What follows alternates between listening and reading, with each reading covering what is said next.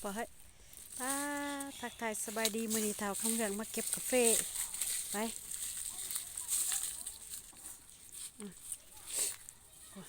มื้อนี้ได้จักตาเลยคำเหลืองปินบ้านนะเบิ่งไอ้เครื่องในอยู่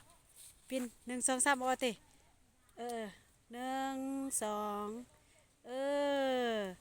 พาคงเฮียนแล้วมาเก็บกาแฟซอยได้กำหนึ่ง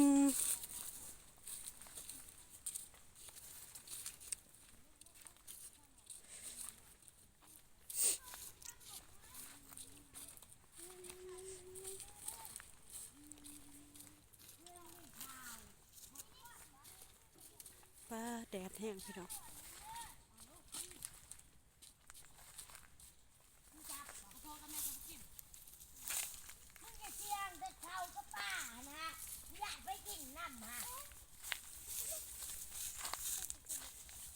กินแล้วบ่เขาหั่นไผเสืองกินน้ำกันกินน้ำกันเขาไปส่งแล้วกระปุกหันแต่ว่าน่าจะแบ่งกินน้ำกันติพูดและวีคิมวี่ยังถิ่มก็กระวงเดียวค่ะวี่กระปุกค่อยถิ่มอ้าวคือวี่ถิ่มบอกกินอยากกินน้ำมันอ้าวให้กินน้ำกันหมดคู่คนกินน้ำกันบ่แม่นให้แต่ถ้าพูดได้ให้โอ้ญาติกันกินน้ำกันก็จำเอาแต่ว่าหลายคน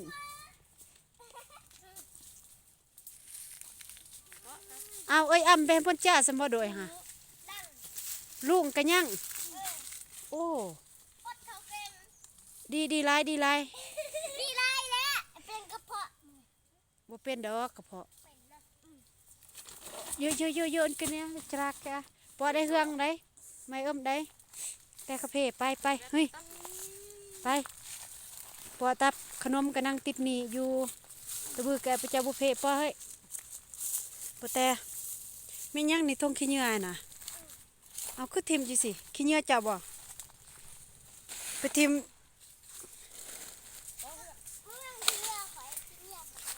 ฮะ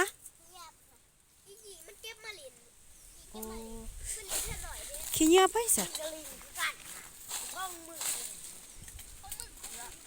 เอาไปทิมบนเขาจูทันเดอร์อยู่นาทันเดอร์บ่ทิมเท่าทิม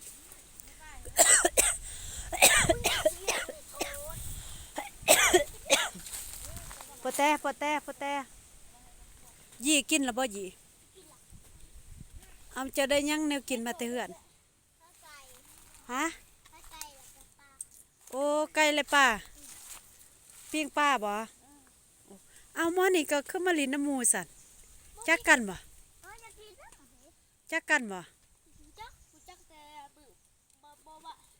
โอ้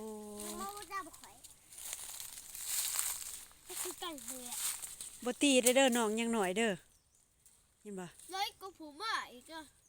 นี่สับกันเรากับบักเนาะบักอ้วนๆถ้าแม็กอยากตีคู่บักเสียดไผโอ้อยากตีหมู่บ่ตีเลยจะน้อยเขาตีจะเจ็บลิ้นน้ำกันดีๆเด้อเห็นบ่โอ้ยี่ได้จักกระสอบบ่น่ามูอยากไปไปซะกินข้าวแล้วก็ไปเก็บกาแฟบัดนี้ไปยาได้ข่อยบอกยาได้กินแล้วบ่ลุงใหญ่นี่กินแล้วบ่ข้าวฮะไม่อยากเก็บมาเพิ่นอยากกินข้าวติมันเผ็ดให้เขากินก่อน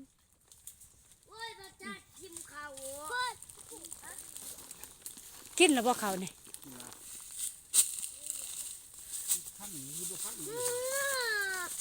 น้องไปเอาไว้ใส่รถก็ได้กระปุกคันเด้อยุ่มเขาอยากก็ดีไปหรือไม่ไปว่าดีมาแย่งกันดีพี่กูไม่พอน้องไปนั่งโ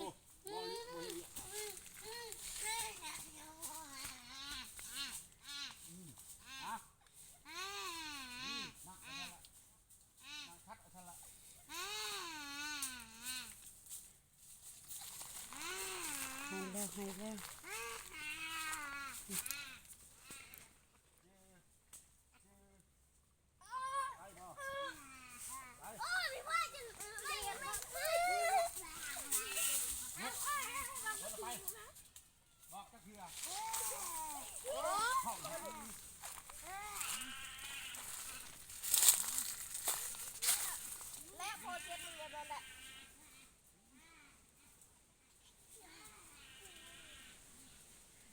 แล้วหายแล้ว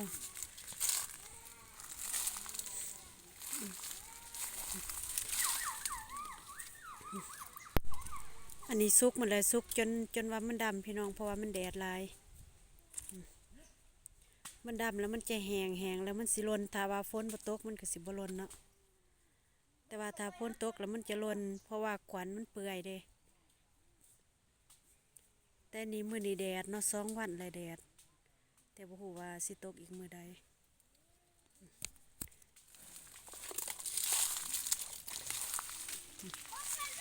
มันสุกแห้งพี่น้อง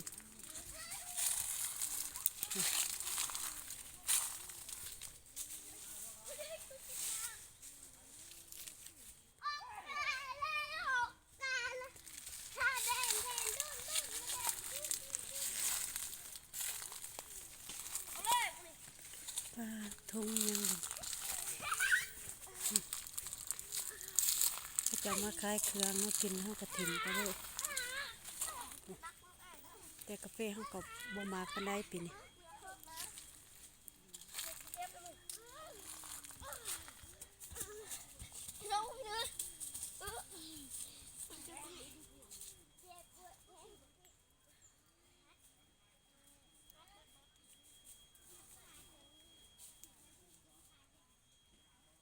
แดดแห้ง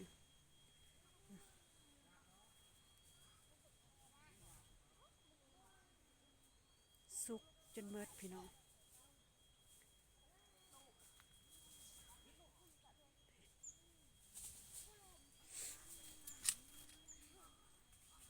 อันนี้เป็น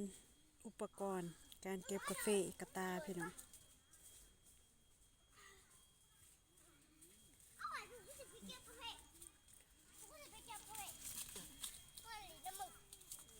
จ่าแย่โดยจ่าอย่าจ่าเยอะบ่ลินได้มักกาแฟเด้อบ่เก็บลินได้บ่แกงใส่กันได้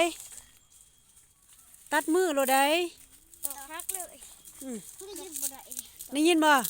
บ่พากันเอามักกาแฟเด้อแกงใส่กันเด้อแกงเมื่อนั้นเอาปืนมายิง บ่เฮ็ดเด้อบ่เฮ็ดเด้อ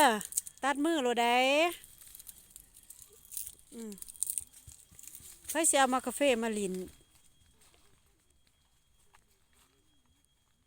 ผู้ให้ก็ให้ผู้ห้องก็ห้องพี่น้อง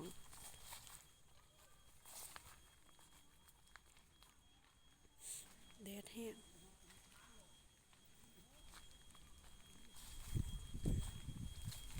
เดี๋ยวมันเป็นพยาธินะงามันจะตายนี่